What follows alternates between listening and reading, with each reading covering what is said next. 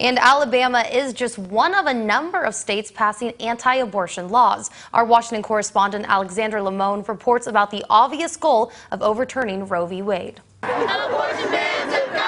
These protesters at the U.S. Supreme Court joined others around the country, saying they don't want to return to a time of illegal and deadly backstreet abortions. It's your body, your choice, and you should have a say in that, and no one else should. Democratic lawmakers joined the group, while California Congresswoman Jackie Speier shared her own abortion story. And the fetus was not going to survive outside of the womb.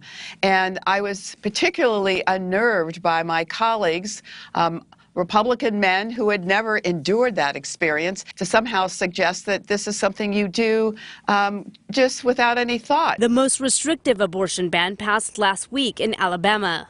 It would prevent women from getting abortions, even in cases of rape or incest. Other states have recently passed their own abortion laws, including bans on abortions once a fetal heartbeat can be detected. The states passed these restrictive abortion bans with the goal of igniting a legal battle and the hope that it will end up here before the U.S. Supreme Court. We've been appointing conservative judges to our courts at every level. Elizabeth Wydra with the Constitutional Accountability Center says abortion law is unlikely to change overnight. So even those on the court who might be opposed to the right to abortion will probably want to chip away at it. The Supreme Court could decide as soon as this week whether it will take up one or more of the recent abortion laws.